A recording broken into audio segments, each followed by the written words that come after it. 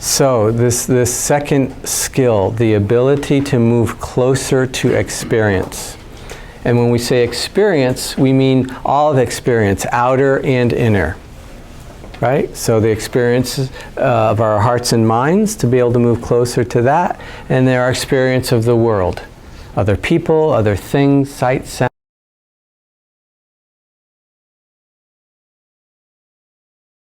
smells, taste, touch. To actually, and you could substitute the word become more intimate with getting closer to. Yeah, becoming more intimate with, knowing it more clearly, more closely. And how do we do that? We be with it. Right? If I want to get to know you, I need to spend some time with you. I need to sit down, talk to you, watch you, observe you, ask questions. Where were you born? What was your family like? What kind of childhood did you have? What are your hopes? What are your dreams? What are you afraid of? And over time, then I would get to know you. And the more time I spent with you, and the more curiosity I had about knowing you. Not just time spent, but also wanting to get to know you. I could spend a whole year with you talking about the sports and weather. But I wouldn't get to know you very well. I would need to have the time plus the intention for intimacy, the intention to connect. Then I would get to know you. And that's the same for everything. For a sound, for the wind blowing through the trees. If you watch the wind blow through the treetops, the whole truth of the Dharma can be apprehended. If we're there enough for it. I think I told this story from, not my last long retreat, but another longest retreat I was on. I was walking down the hallway in the retreat center, quite mindfully. I was on retreat, just walking slowly, present. And there was a night light that was light activated, or you might say lack of light activated. And there was a window over here, and the light was over here. And as I walked past it, I cast a shadow on it, and the light came on. And as I went past it, it went off. It was like, it was all there. The whole Dharma was revealed in that. Impermanent, not self, dependent on conditions for its existence. That light, remember we just named things, there's no such thing as light, but that light was dependent on me walking by and casting that shadow. No shadow, no light. Not self, anatta, clear as day. So when we're present, we can move closer, we can see, we can connect more closely. And so the first skill, the ability to do that, the ability to settle the heart and mind enough to be somewhat present, then naturally leads to the ability to connect with and move closer to our experience. But again, I want to reiterate, it's not just a physical thing, like, oh, now I'm mindful, now I'll be close to experience. Yes, you actually will. And that can be amplified much more by the intention to connect and move closer to our experience. Can you have the intention to connect with your sadness? Can you have the intention to connect with someone else's sadness? Can you have the intention to connect with someone else's happiness? Can you have the intention to connect deeply with a gust of wind moving through the treetops?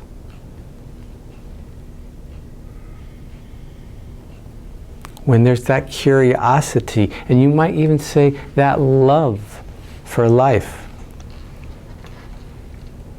then that really helps. That really helps us to move closer to our experience.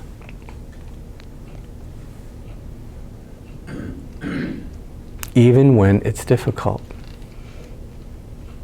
Because if we just want to move close to our pleasant experience, and I like that, I think I'll move close to that. The other, I'm not so interested. This isn't going to happen. And we're only living half a life. And it's very stunted and tragic.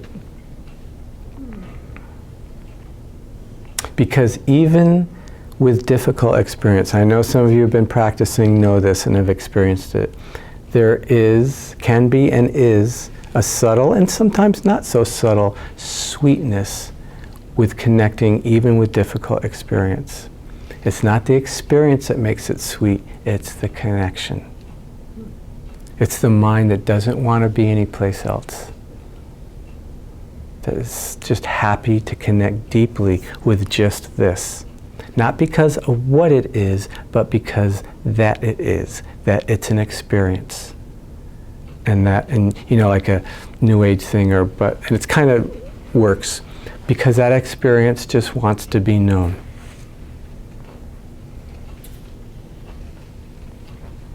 I just wanted to share an experience that I've had over the past 2 weeks, and how much my practice has helped me get through. I have a small dog who has been healthy for 8 years, and she had a very, very traumatic event, and with the vet as well. And for 10 days, I was home with her. And I would watch how the sun rose and shined on her. Mm-hmm. I had to feed her with an eyedropper water. I had to hand feed her. I had to sleep with her, sleep next to her. I was not over involved. I was just present to the experience. Yeah. And the sweetness of it, the extraordinary feelings of not accomplishment, just being there in the moment, and dealing with fear and loss and all of that, and not projecting. Mm-hmm. So if I hadn't had this mindfulness practice, I would have lost a lot. Probably been more reactive and yeah. So I'm grateful. Yeah. Yes, we become intimate with life. What about that great part of our friend Leonard Cohen talking about the dust mites and what's and they something in dance? You know that part of the song, that phrase in one of his songs?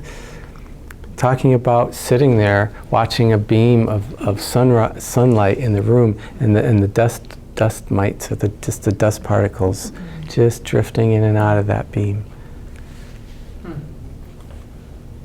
You know, when we're present, that's enough. It's enough. One of the phrases that came out of my last retreat was asking myself this question: can this be enough? Can this moment be enough? And then the habit pattern of the mind is to go, hell no. I want something else.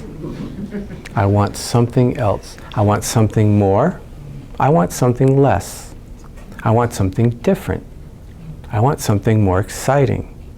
I want something less exciting. I want something more pleasant. I want something less painful. Something else. Get to know something else. It's a powerful force in your mind.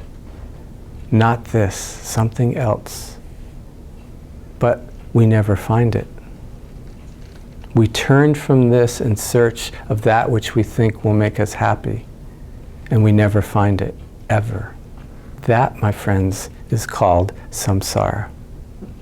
That is the endless, endless, throughout time.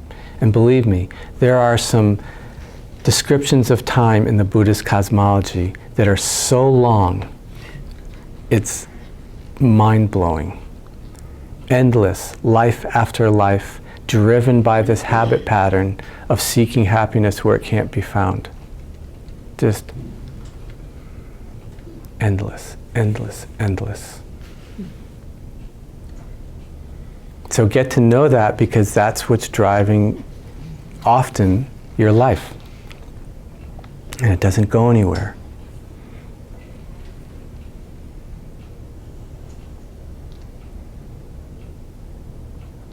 But there can, and we can know, moments of not wanting anything else. Just this is enough. Watching this dust in the sunlight is enough. Taking out the garbage is enough. Feeding the wood stove is enough. Going through a difficult time with your partner is enough. Driving to work is enough. Being present with anything is enough. That's where we find peace. That's where the heart and mind come to rest. It's not searching anymore. Just this is enough. And we can taste, you don't have to meditate for 30 years to know moments like that. There's plenty of them throughout the day. Get to know them. Get to know those too. Get to know not this, but get to know, this as well. Especially when you're meditating, especially for those first few moments after you reconnect with the body or the breath. After all that wandering and daydreaming, it's like, back. Before the mind goes, not this, there will be a few moments of, this is good. Just being here with just these sensations of sitting, or just these sensations of breathing.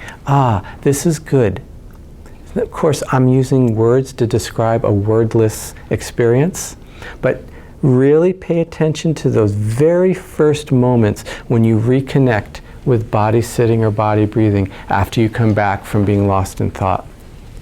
Before the mind gets bored and gets pulled by its habit pattern to be distracted. Right in there, you can ascertain the rightness of that. Something in you will know, that's home. This is home. This is good. This is where we want to be. These are just words that are describing that experience of, yes, this. And then you can start to recognize it more and more and more. And that's what your being wants. That's all it wants. And so the more you recognize it, the more you can and will start to incline towards that and away from the rubbish. Those habit patterns that only keep us looking and wanting more and more and more. Is this making sense? Mm-hmm. So let's sit a little bit now, and I'll guide us into what does it look like to move closer to our experience while we're meditating.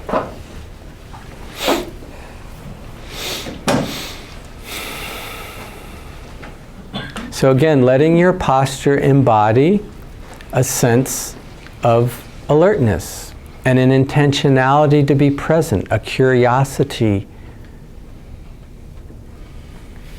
of the mind that might want to say, what's this, to any given moment.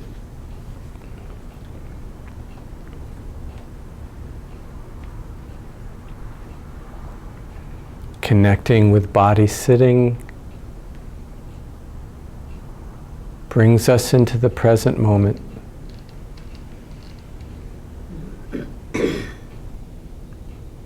And then we invite this body that's sitting here to settle and relax. Not as a command though, not as something to do.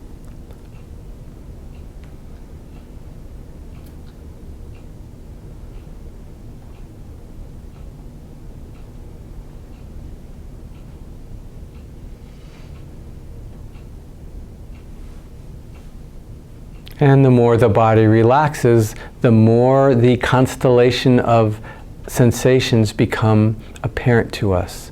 It's like at dusk. What once was hidden from us, as the sky darkens, the stars appear. In our busyness, we don't notice the sensations in our body. And all our activity and moving, unless it's something really strong, like usually painful. But as we still and relax, like the stars coming out at night, the sensations of the body, its sensational quality reveals itself to us. Tingling, vibrating, buzzing, pulsing, pressure, lightness, heaviness, warmth, coolness.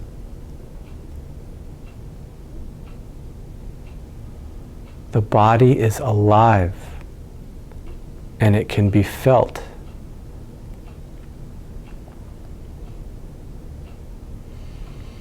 We can feel the aliveness of body sitting, and certainly the aliveness of body breathing.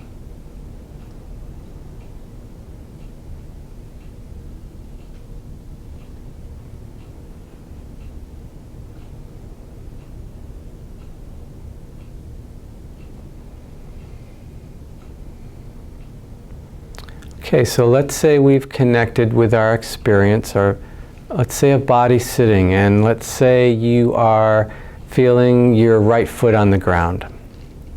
You're feeling the connection between the bottom of your right foot and the floor. Okay, so what would moving closer to that look like? On one level, it would look like just staying with that experience. Every second you're with it, kind of by definition, you're moving closer to it. Not because you're trying to, but just because you're being with it. So that would be the first and simplest way to move closer to it. Simply stay with it.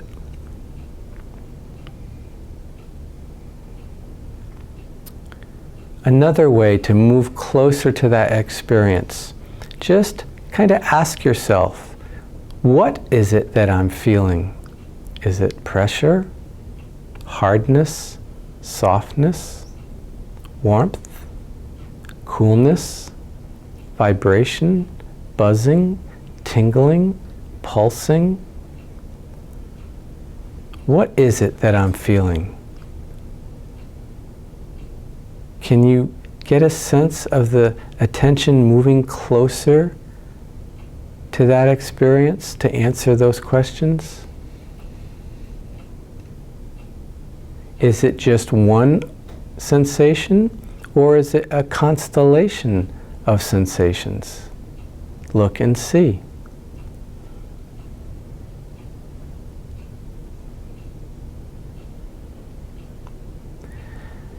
Are those sensations staying in the exact same place, or are they moving around?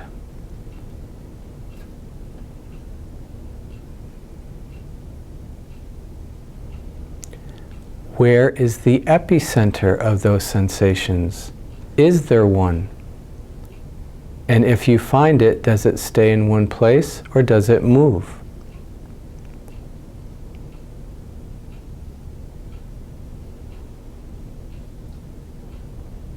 Are the sensations becoming stronger or weaker in this moment? And now in this moment?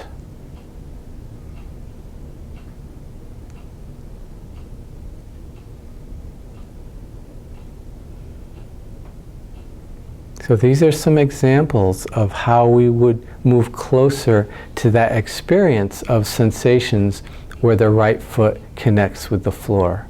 And of course, that could be used for anywhere in the body.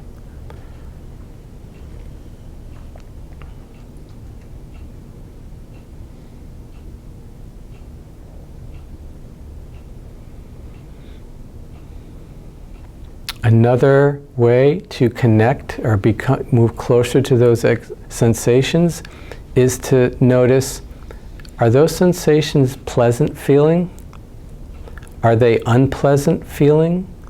Or are they somewhere in between? Not that they should be one way or another, or that you're trying to make them one way. You're simply noticing. And in the noticing, you're moving closer to the experience.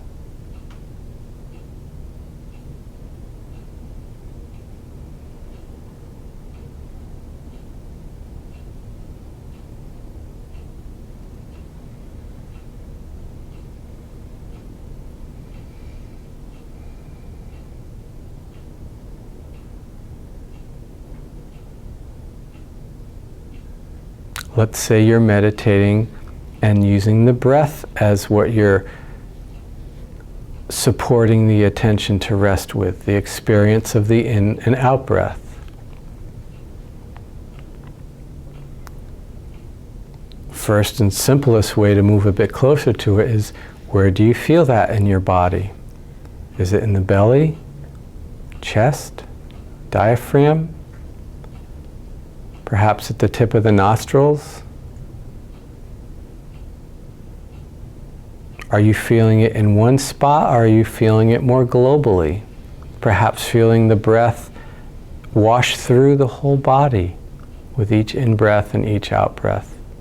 So just getting clear, how and where are you feeling the breath?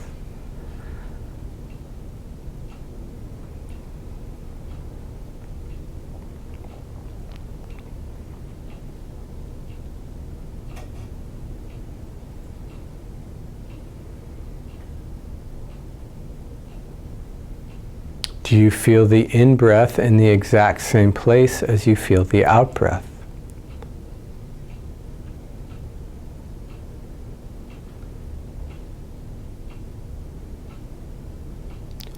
Are the sensations of the in-breath the same as the sensations of the out-breath?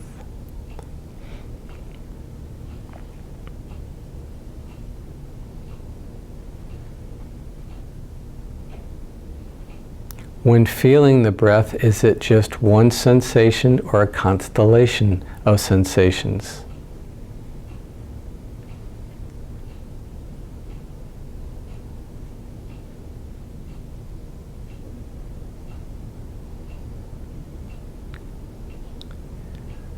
During the length of the in-breath or the length of the out-breath, do the sensations stay the same, or do they change at different times during the in-breath or during the out-breath?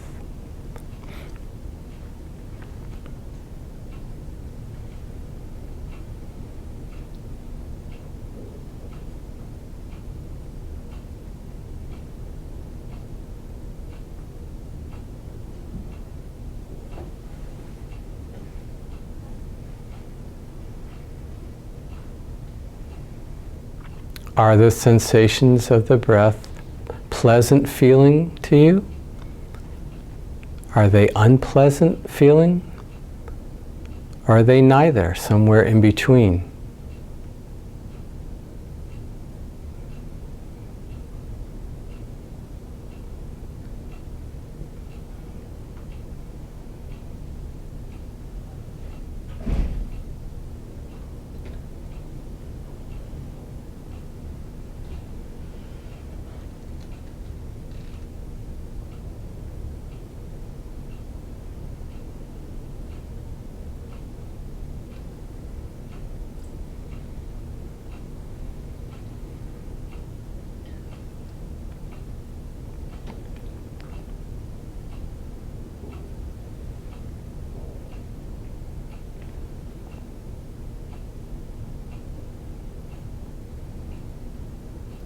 Can we be curious about our experience, regardless of what form it takes?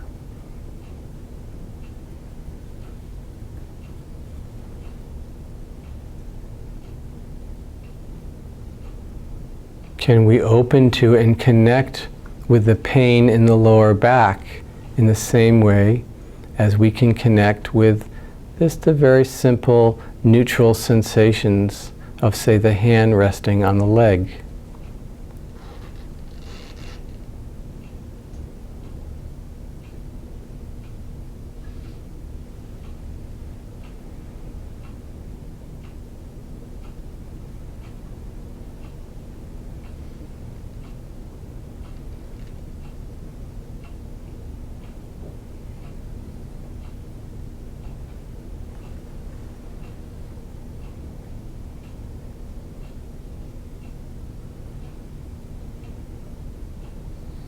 Remembering to be present for those very first couple moments when you come back from being lost in thought. And that very simple, direct connection to the sensations of body sitting or body breathing. What's that experience like?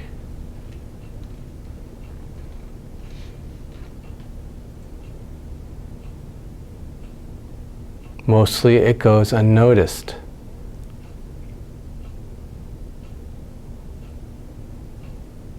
Because there's not a lot of bells and whistles.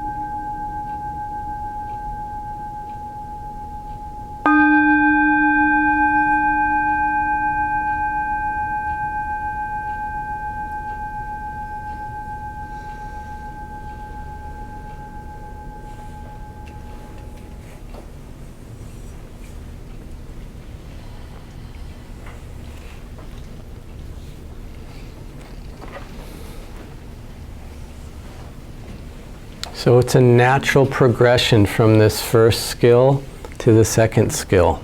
It's just, the more we're present, the more we will notice, the more we'll notice. The closer, the more intimate we'll get with experience. Someone asked Zen Master Dogen, what is enlightenment? And Dogen said, enlightenment is being intimate with all things. There's nothing we're pushing away. There's nothing we're grasping after. We can't be intimate. You can't be with something if we're doing either of those, right? Clearly, if you come to my door and knock on it and I open it and I see it's you and I slam the door, I can't be with you, all right? I'm pushing you away. But if I'm grasping after you, if I want something from you, yeah, I can't really be with you either. I can invite you in, but I'm not really with you. I'm in my own mind figuring out how I'm going to get what I want from you. I'm not being with you. To the degree that the mind is not pushing or pulling on experience of life is to the degree it can be with it and move closer to it and become intimate with it. And I would also add is it's synonymous with love. To the degree that we can just be with what is, the absence of wanting and not wanting. The okay, yes, the saying yes. You can be just as you are. This cold wind that's blowing on me. Yes, you can be here. There's full allowing, full accepting of this experience. That's love.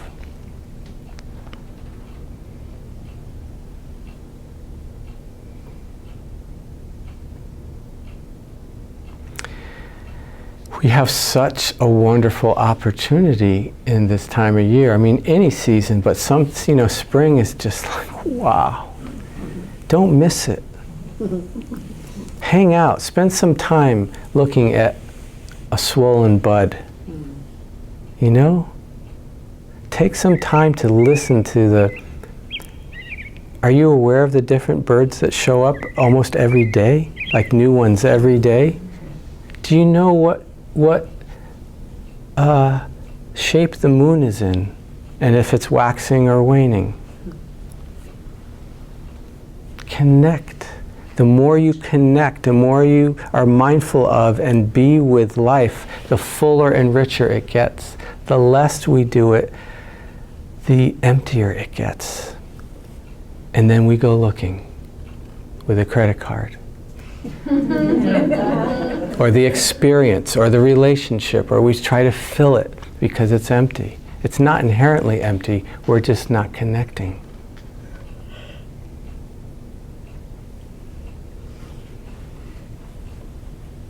Yeah, spring is very cool season to connect with. It's so alive and vibrant. Don't miss it. Don't let it go by without knowing it. And then, that extra, don't let a breath go by without knowing it. Don't let a sadness go by without knowing it. Don't let a hurt or a fear go by without knowing it. Don't let a happiness go by without knowing it.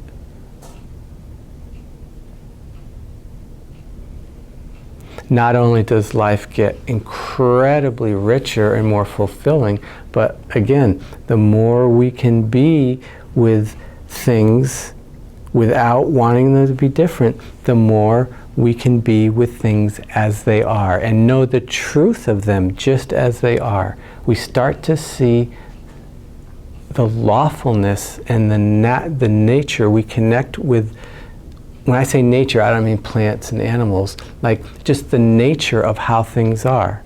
And that is, they change, they're unsatisfactory, and they're not self. The more we can be in line, in accord, in congruence with the nature of things, is to the degree that we resist. And when that is perfectly done, and there's perfect non-resistance, that's called peace. And that's where the heart and mind rest. And that's all we want. So it all rests on this first skill of training the heart and mind. And again, it doesn't have to be perfect, just to settle a little bit, just to have the intention to settle, to start to know, to get to know those first few moments when you wake up from being lost in thought and rest back and connect back with the moment, with the body or the breath. As my teaching colleague says, the present moment is an acquired taste. We start to say, this is not bells and whistles, this is not bungee jumping, but this I know is right. This I know is home. And this I know is where I want to be. You can, again, you don't need to meditate for 30 years, but you do want to have the intentionality and to do something to cultivate that.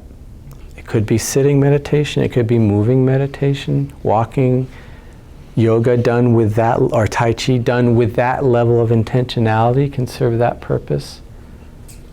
But we do have to train, right? You can't just have like the weights, right? And sit there and look at it. Come on, I want to get stronger. No, you need to pick it up and move it.